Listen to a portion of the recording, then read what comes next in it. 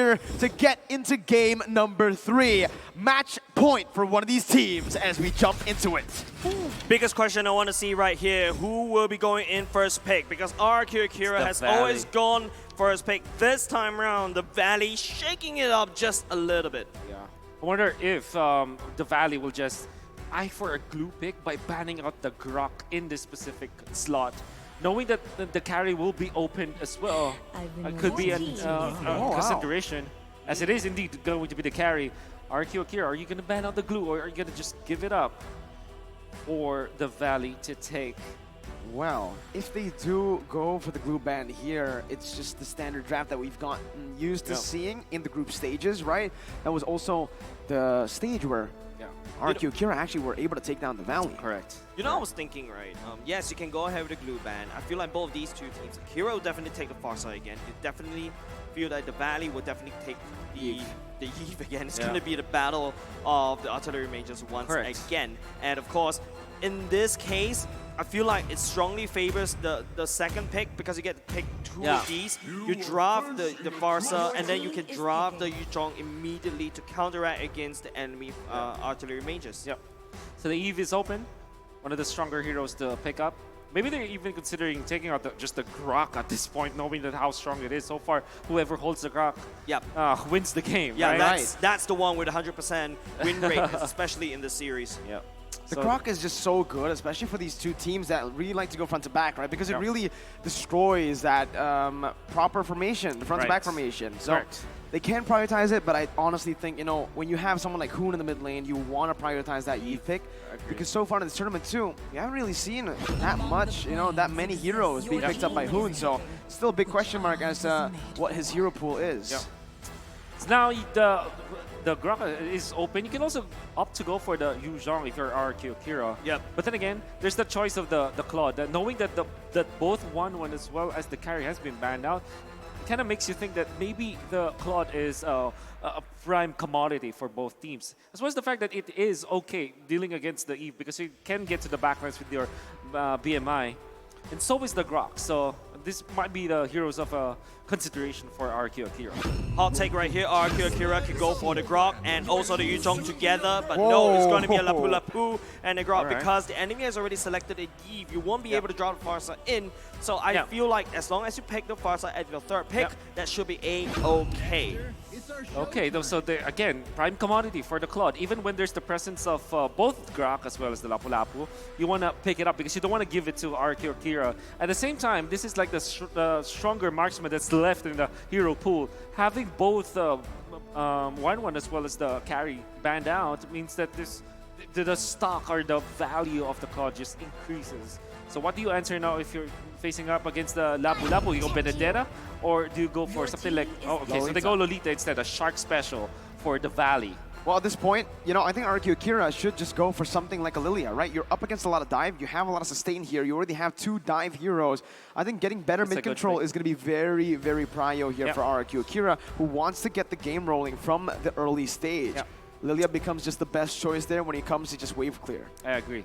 Maybe they reserve it, maybe just pick up the Farsa eventually. But yeah, surely Lilia is going to be good for Akira for them to pick up. We forgot about the Valentina already. 2 good ults. Yeah. The Numenon Blast and the real world manipulation. Valentina has a sort of similar effect, but more so towards a little bit more CC and trading as opposed to just clearing in that mid lane. Now, moving on to the second phase. Hey, we got a quote from Luis himself, the man that was popping off in Game 2. I think when the opponent likes to trash talk, it gives strength for the team, and we stay humble every time because we're from Brazil. Okay. So Brazilians are humble. That's what I'm getting at here. Yeah, me too. That hidden shade towards someone from the Valley. I'm not going to even name names here right It has to be like, I think Hoon. No? But it's going to be RRQ Akira banning away the Barats. I'm guessing that's definitely going to be a Fredrin ban coming off from RRQ Akira as well. You don't want to give Mobazane something that he's more comfortable with. But I feel like what the Valley truly shines at is comfort picks, right? But here we go. It's going to be a Leslie taken away. I feel like the Beatrix should go next coming out from the side of the Valley. But technically speaking, you have a Lolita, the shield coming out, Yep. the Niru's passion can get cancelled. Yeah. Lolita is a classic, in a way, counter to the Beatrix. And you also have the Esmeralda. Okay, they don't want their Lapu-Lapu to face That's good. unfavorable matchup, as well as the actually all of the heroes here coming up from Akira kind of struggle against the Esmeralda in the laning stage, despite the Esmeralda being a non-meta pick, if you think about it. So yeah, the Valley might even consider banning out Harith this time, although they do have counters to the Harith, they have answers to the Harith. It might be just due diligence to actually ban that out. They're doing a really good job at Ling. shutting White Okay. Chicken down, right? RRQ Akira, you can already see Esme taken out, Blue, Joy, Grok, Lapu picked up. Vendetta was banned by the Valley, so now it's White Chicken. Big Yeah. question mark on him. What is he gonna play, right? This is so far a brilliant draft that's been executed Yep. by Coach Cabral. That Ling ban, you know, I think, again, they are done with banning the gold laners because they already have a Lolita. They want to be up against a Beatrix and Exactly. a Brody. Yeah. Do they want to take the Fredrin this time so that they deny it away from the Valley, maybe? Yeah, or take it. actually, I will not mind if they go for something like a Popol and Koopa. There you go. There you go. The Fredrin denial coming up from RRQ Akira. Very smart coming out from the Brazilian squad. I think something that RRQ Akira also needs to look out for is that, yes, you're drafting a Fredrin, you're drafting a Lapu-Lapu and a Grok. Well, technically speaking, there's a lot of burst damage going in, but when it comes to, you know, constant DPS, the Valley definitely truly shines. And you know that Claude will go in with the Manhunt Sword, you're going to shred through, and there you go, the Thamus chicken. leaked for Fried Chicken. Okay, you need more damage though in the early stages. So Mobazane needs a hero that can dish out the damage in the early stages while also like frontline. So it is Karina. going to be Karina. Okay, I think that RRQ Akira can even consider something like a fast-paced marksman, like a Popol and Koopa, in fact, to kind of zone out this Claude and win the laning stage, or even a Bruno, right? So that might be their choice here. Well, But they go for standard Beatrix. It's a safer pick, Yeah. right? Yeah. I mean, way more flexible compared to a Bruno that really Yeah. needs to get that snowball going. Although it would be great to see RQ Kira on Bruno, maybe Yeah. with a Neymar skin. Oh right? yeah, that would be yeah. great. Represent. But here, Yui have the drafts Yeah. set already for both of the teams. The Valley here, I think in that second phase, they were really cornered in Yeah. the draft, and that really hurt them. Thamus, sure, White Chicken is really good at it. Exactly. He is comfortable on that hero, but up against the composition coming in from the side Yep. of RQ Kira with so much CC and so many frontline members, it's gonna be really hard for the Valley to melt that down. Very true. You have the flicker to cancel the Numinum Blast if ever it's going to be casted or if ever they find the opening. Fredrin can frontline. You also have that jump coming out from the Lapu-Lapu. Many gap closers coming out from RRQ Akira. Now for the side of the Valley, they wouldn't have enough to protect their backlines. But what they can do, if ever the entirety of RRQ Akira goes for the dive, they can punish the backlines. Here we go. Minion control from the Grok. The Grok block to make sure that the first wave is going to be in the favor of RRQ Akira. Welcome to the land of Dawn. Battle for match point here. The Valley and RRQ Akira. The Valley and RRQ both opting to go for orange buff first. Mirror matchup for now in terms of the rotations. I think it's still A-okay. Mobazane going for the Karina tank as usual. But I'm interested to find out more about the EXP matchup. Yeah. Honestly, for me, Thamus versus the Lapu. Takashi is going to have a bit of a harder time early on, but once he gets that Bravest Fighter, I think he should be doing okay. The White Chicken's something that could just like 1v3 everybody, right? So RRQ Brazil, if they really want to make sure that the Takashi has a winning lane, they need to commit way loads of resources at the bottom lane, especially where that's also where the first turtle was spawned. Yeah, that's the thing. Fried Chicken, surely, if you go for if you snowball correctly, even with this Vengeance, you can really like 1v3, 1v4, a composition of RRQ Akira. But then you're gonna be asking the question, what is really the Valley's plan in here? Do they want to just pave the way for Basic to be farmed in the latter portions, or do they activate this Claude together with the power spike of both the Karina as well as the Thams, right? Because if you're looking at RQ Brazil, it is really one-dimensional. If you think about it, it's pretty standard. It's a template. What they need to do is just to team fight with the Valentina and the Fredrin and pave the way for the damage output to come from the Beatrix. On top of that, use the dive to get onto Hoon and Basic, right? If they are able to do that, getting those damage dealers out of the way, the Valley have drafted themselves a 3 frontline composition. Once again, RRQ Akira technically doing the same thing here. Mobazane getting a very cheeky steal over to the gold buff. But in terms of the mid-control, it does seem like RRQ Akira will have more say there. Even rotate the Valentina down in the XP lane. Yep, it's going to be Fried Chicken. I think that's already ultimate activated as well. Second and Fried Chicken duking it out. At the same time, the Turtle is already a little bit half HP. More than quarter, actually. King is already there. Safe, secure by the Turtle. First Turtle going in. It's going to be Luminum Blast. Denied by Lewis with the wild charge. Oof. Early on.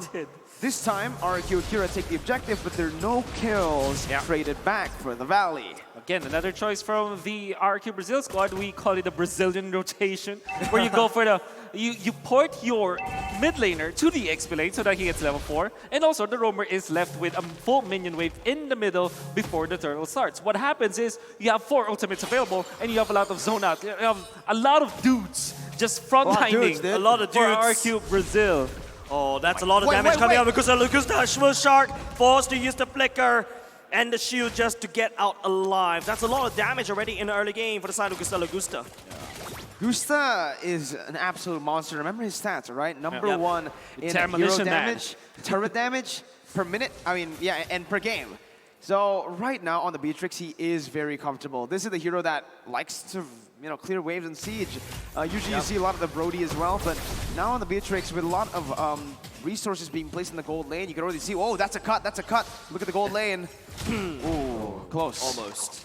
Very close. But RRQ Akira, this is the draw that favors the Beatrix, right? You do have 3 frontliners in the mid, and standing in front of the Beatrix, basically allowing Gusta Lagusta to free hit. Sengon, on the other hand, could take Super Shark's Luminum Blast as well to set it up for RRQ Akira. So many things that RRQ Akira could do.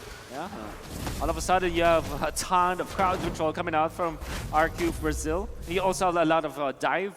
Then again, for the Valley, all they have to do now is make sure that this Claude from Basic will have a better time than his Harith in the latter portions of the game. Well, we do know that the natural scaling of the Claude is much better, and because of the fact that there's a lot of tanks in the side of RRQ Brazil, this Demon Hunter sword pickup coming up from Basic's Claude is going to be valuable in the latter portions of the game. Very. I think valuable is like an understatement, right, Mirko? Yeah.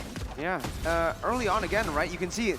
This is what the Grok brings to the table. Let's see. Rapper's Warrior going in. Mobazane takes away the turtle. It is going to be Luminum Blast changing. It is going to be RRQ Akira stuck in a very hard place. But they managed to turn it around. Not enough damage from the side of Hoon to clear it. It's the opposite that's happening here. RRQ Akira, they're trading kills for the turtle. They're saying, the Valley, if you want it, if you want to use that many resources, if you want to lose all your HP, just getting close to the turtle to steal it, go ahead. We'll take the kills and we'll take the turret gold. And maybe they might even actually be able to take that turret. Not just yet, though. 5-minute item check, Wolf. Yeah, okay, so we can see the Claw of Destiny already up and available for the Valentina.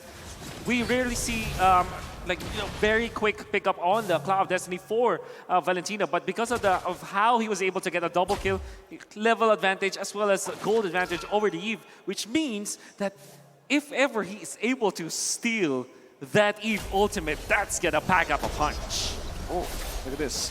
The Valley ties with ONIC Esports at number 1 in the highest KDA with 6.9. So, again, very impressive for a team in the lower brackets with a lot more pressure on them, right? Super nice. Pretty interesting, though. But over the course of these 2 games, I think that is going to rise up. Or, I mean, KD is going to go fall down. Super Shark caught. Oh, Super Shark get caught out. So many CC. RRQ Brazil giving a CC festival. It's complete 180, dude. RRQ Akira are doing what the Valley did to RRQ Akira in the first 2 games. They're the ones finding the proactivity on the map. And again, King and Mobazane, every time they're on tanks, they just like to beat each other up. Basic, though. Ooh. A lot of Nibiru's passion going in. Hoon going, try to clean it up. The sniper ran a shot. Will be able to just melt down Hoon's shields for now. The fact that they cleared up top lane, the defense coming out from the Valley, even when it's very expensive with the ultimate usages, I think it's worth for the American squad because now they will have more time for Basic to farm and they keep their turret up top. More ways to control the map or at least equalize the control of the map between them and their opponents. The American squad. Which American squad? That's true. The Salvas of the North, but Luis coming in with the wall charge as well. Mobile Zane trying to make some damage towards Luis. It is going to be basic and Hun focusing on the Lord turret instead. Luis from Matas will not be able to land. Luis will need to run for the hills, but nowhere to run at all. Basic, the ultimates from the valley, kills 2. Oof. And it's also a turret take, right? Yep. They are absolutely amazing at translating King. Wow, wow, wow, 1v1. wow. That's a lot of damage coming out of Fried Chicken. This is why you ban the damage from Fried Chicken. Whoa! Super Shark still going as well. Zoning Gusta with other members to come into siege. This aggression coming out from the Valley is just unprecedented. All of a sudden you thought, you know, the Valley's a hamster, and suddenly they became, I don't know, a tiger, a monster? Yeah, you know, Fried Chicken just played that so well. He timed the usage of the Vengeance, knowing that at a certain point for King, as the Fredrin, to be able to sustain, you need to hit your opponents, right? So it's the complete counter now for Fried Chicken, knowing that he probably has like Corrosion Scythe now, so that he can be able to pin down this Fredrin. Being in front of the Fredrin all the time, he managed to take him down. And up top, you saw Super Shark utilizing the Numinum Blast for zoning out the members of RRQ Brazil. Yes, wasn't able to hit it, but he made a big zone out, box out, against the side of RRQ Akira. Yeah, I mean, if you don't land the ultimate, it's just called a zoning ultimate, right? But that is a very good zone coming out from Super Shark. There you go, Corrosion Scythe for the Thamps together with the Dominant Size means that Fredrin is no longer a problem for the Valley. I mean, he also built Radiant Armor first, right? So up against a lot of the physical damage that's coming in from the Valley, he's going to be relatively squishy, actually. Basic can melt him down like it's nothing, and King will really need to finish up on those physical defense items before he can really act as the frontliner. And currently, it's a bit confusing, right? Because RRQ Akira, with their composition, it feels like they have a lot of frontliners, but most of their frontliners are easily melted down by the Valley members. Takashi still backs up a punch, does have the Bloodlust Axe, and now Dal Nice. They can now team fight. Yep, the slow going in, the taunt happened by the King as well, and Nibiru Passion just to go away. Mobile Zane just landing a lot of damage against Luis Wanyu, but the Valley, they're sieging up mid lane. They want to crack open the mid. I think that's a big commodity as compared to the Lord. Uh-oh, we'll see it here. Mobile Zane actually is going to be pinned down, but Basic is there to help him get out of that situation. Here, though, honestly, 1,000 gold lead. I think the Valley are doing a great job at actually just playing around with the waves. Yeah. Lord Dance here, forcing RRQ Akira out of their own territory to really contest for the Lord, and it's already very low. It's a little bit low right now, 1/4 HP. I don't think RRQ Brazil will be able to do anything for now. The Aluminum Blast going in the swing time. Look at the back line. It's going to be Basic. BMI all the way out. Mobile Zane healing for his own team. And they're there. Basic coming in with the blazing duet at the same time. Takashi absorbing all the damage, but that is not enough on the aggression of the Valley. 4-0 trade for the Valley. Gusta Lagusta there with a flicker towards the real world inflation instead of away from it. I don't know if that was a mistap perhaps, but that's not what you want to see now from RRQ Akira. The Valley with Fried Chicken absolutely melting down the frontliners from RRQ Akira. They're doing everything they can to really just shut down RRQ. Psycho going in again. Real world manipulation. Sagan, there's nowhere for you to run. Super Shark, the Roma will take you down. Oh, Hood is so deadly with the Eve. You can see the timing that he's using his ultimate during the teamfight that happened where they found 4-0. And even in the middle, he knows that there's no way for Saigon to get out because the flicker's already burned in the previous clash that they had when Saigon missed the Stone and Numinum Blast, and now the Valley will have so much control of the game. 6.9k. Oh my goodness, Lewis missing that wild charge. Zane absorbing so much damage, it's just crazy. He's just stalling on this Karina tank. He just walks out of there, man. Basic 2, he's feeling it. You can see the recalls, the style right in front has the BMI to go back to. Disrespect, man. And now it's time to take a look at the items again. That really hasn't changed much since we last saw it for RRQ Akira. The choice coming out from the King to prioritize the Radiant Armor. You'll understand why he went for it. He knows that he's going to be battling against both the Eve as well as the Karina, but he didn't respect the fact that the Thams can run him down essentially with the Corrosion Scythe and the Dominance Eyes. Together with the Claw, this Blade Armor will not be able to cut it. Had it been that RRQ Brazil have found the openings in the early stages, with the composition that they have, King will have more items to boot. But at this point, as it stands, there's no sustain from RRQ Akira to frontline against the damage of the Valley. Once again, real world manipulation. Sagan will not be able to use the ultimate as well, even though he's taken away. But Gusta Lugusta, the wall charge coming up, Louis buying some time. Takashi stunning members of the Valley. But the amount of damage coming off of the Valley is exponential. Oh, it's too much to handle. They're not even getting the frontliners low here. White Chicken was just, what, oh my god, he didn't even lose a lot of HP there. He was chunked by a bit from the Bennett's Rage, and that's when you know you have a problem. Zayn can walk up to anyone and say, hey, I'll take your orange buff. That's a red V though from King to secure it. But it's still the Valley who's just showing how dominant they are here in the enemy jungle. Yeah. Look at him. I was expecting more heal, more damage, but the amount of disrespect coming up from the Valley though, wow. Confidence. He just manned up against 1.6k damage from the render shots from Gusta Lagusta and then just regen it up in just a few seconds.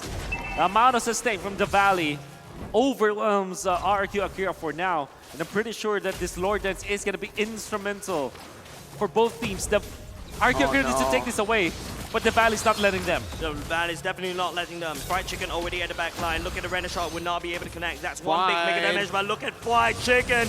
He's tanky and he's hungry. And Moba Zayn coming in with a kill. Luis will be the first one to go down. Who will pick that up? Sagan nowhere to run as well. Why are you doing with... Oh, that's a good ultimate coming up with Sagan. But Fried Chicken, oh no, there's nowhere to run. Takashi as well. The Valley kidnaps RRQ Akira, and that is a wipeout! Wipe out in the 13th minute of the game. 9.2k gold lead. Absolute disrespect coming up from the Valley. The antagonist rampaging all across the lower brackets, and they will gain that lead. Match point for NA for the Valley. And here it is. This is where RRQ Akira needs to make a lot of adjustments. There were a lot of mistakes that were very visible, evident in game number 3. And guess what? If they don't take it properly, it might impact that mentality coming into the final game. That can be the final game because the Valley are looking very solid. Yeah. You can see the misread coming out from RRQ Akira during the fight in the middle, where they went in the zone where the Valley just really flourishes. Top lane, you saw them taking out a turret, 2 turrets, in exchange for like, what, 4 members? And then White Chicken simultaneously outplays his jungler, his matchup in the jungle in the mid lane. Then eventually, they found an opening in the last stage where they have a big economic lead, right? And they played the Lord Dance so well. It was very clean. You saw them just zone out the King when he's just trying to go for a steal. No chance at all for RRQ Akira to steal that Lord from them. Then eventually they were able to push after the wipeout. That's what you have, right? When you're so far ahead, you can just play around those waves and you can play around the Lord so well. If RRQ Akira went for the Lord, they can just force a fight. If they don't, they're going to lose out on minions, XP, and gold. So it was a lose-lose in the end for RRQ Akira, but the analysts will dissect what RRQ Akira could have done better in the drafts and early on. Ayam goreng terlampau pedas. White chicken is too spicy. Game number 3 between the Valley and RRQ Akira is same, but different, but kind of the same. Where this time RRQ Akira gets an early lead, but at 7 minutes, all of a sudden, the Valley came back. Welcome to the Understand with me, LaFell Leo, as well as Assassin Dave. At 7 minutes, what really happened? I'll have to double down on the fact that Ayam, White Chicken, just finds those angles and just destroys RRQ Akira's plans or intentions all the way. And bangit, the way that Ayam just finds them, and it doesn't even matter who. Like, I've seen him try to take down Luis, I've seen him try to take down Tekash, and even Saigon, 1v1. Yeah, this is, I just gotta say, tonight I'm having spicy nasi ayam, okay? That was too good. That was Chicken solo carry 1 vs 9 gaming right there. Just when I saw, okay, this might be RRQ Akira's momentum going forward, and Chicken dove into the backline and turned everything around. 2 fights in a row at the Lord, and also, I think 2 Lords that actually turned the whole game around. Oh my God, what a play by Chicken. There's a reason why his Tamos was banned earlier in the series. Perhaps has to be considered as a ban coming up. We're gonna look at itemization as well as the hero picks because again, RRQ Akira, they did very well in the early stages of the game, but then all of a sudden, things turn up. And honestly, at the same part of the map where it's at the top side where for some reason the Valley managed to catch RRQ Akira with the pants down. It seems like the XP lane really is the X factor, and it sets the pace for the rest of the game. Despite having a good early start, RRQ Akira kind of stumbled in the mid-game because of the fact that they let Fight Chicken do Fight Chicken things. I want to talk about how in the draft, RRQ Akira locked in both the Lapu-Lapu and the Grok, and that sent a very clear message, and I think that's what made the Tams all the more a sensible pick. Yeah, when I look at the draft, I was kind of worried, right? But the last pick, when the Thamus comes out, let's take a look at his item. He has Corrosion Sight as well as the Blade Armor, right? That shows you when he goes to the backline, active the Vengeance, he's going to be unkillable. And by the way, if the Beatrix trying to use the SMG to damage him, that's going to be a suicide, right? That's going to be like just damaging yourself, but the reflection damage is way too high. All at the same time, when Thamus active the ultimate with the build Chicken has, he's going to deal insane amount of damage to the backline carries. You saw how fast Grok got melted. You saw how fast King got melted in the mid lane in the one-on-one. And you're talking about King. Throughout the whole game, Wolf had his eyes on him, and I can't believe his only defense item was the Blade Armor. He definitely needed more. Yeah, in this game, it's quite hilarious how Super Shark, the Lolita, he was the one that's supposed to be countering the Beatrix, but all of a sudden, it's like Fight Chicken is like, no, I'm the counter to Beatrix. I got the Blade Armor, I got the Vengeance, but now we got to look at the rich guy basic, 760 gold per minute, but the carry is Hoon, 48,000 damage throughout the entire fight, while Fight Chicken is doing his own thing anywhere across the map. Whenever there's a big 4v5, 4v3, or any kind of situation like that, Hoon is the one dealing the most damage. Dave, did Hoon sleep well tonight? Or last night? Yes. By the way, for all the fans who are wondering, yes, Hoon did get a little bit of, iffy with the body, he had a little stomach kick, but thank God for the entire carry from the team, and he's able to recover. Look at the damage he has, 64%. This shows that entire team is actually doing work together as a unit, especially, again, I gotta give credit to Chicken. You don't see him on this leaderboard, but this dude was popping off, right? Like, I don't know, we're talking about MVP now coming up, right? Like, yeah. Who do y'all think is the MVP? I mean, personally for me, I gotta go with White Chicken because again, he dictated the match because everyone from the Valley did very, very well. But with that being said, that is what we're talking about. That is what we're thinking about. But we gotta look at the visuals because this is gonna confirm the MVP for this game is going over to White Chicken, 3-1-5. Only 57% kill participation. But funny enough, I kind of feel like a little bit more, like maybe 1 or 2 kills. It's not him chasing someone else, it's someone else chasing him. Yeah, it really doesn't tell the whole story. 3-1-5, and again, just half of the kills confirmed by the Valley. It makes sense because sometimes Fight Chicken will bite down onto someone from the back line and then they'll get away. And essentially, that's already a -1. That counts as a -1, and it turns into a 4v5 for the Valley, and that's how they turn this whole thing around. Exactly. Fried Chicken in the early games, the rotation wasn't outstanding, right? Not something that you can say, oh, this is extraordinary, no. But towards the mid-game team fight, that's when he really popped off, right? You point out correctly, Leo, every time he jumped in, he is able to take 1 or 2 out or just push them away from the team fight where they have to recall, they're forced to recall, or just completely retreat away from the fight. Let's take a look at a heat map from 5 to 10 minutes. This guy is all over the place. Okay, here's the thing. Looking at the heat map and I'm trying to think like Fried Chicken. For some reason, we're looking at the heat map. We can say nice things like, oh, he's opening up the map for his team, blah, blah, blah. No, I kind of feel like it's like, where's my kills?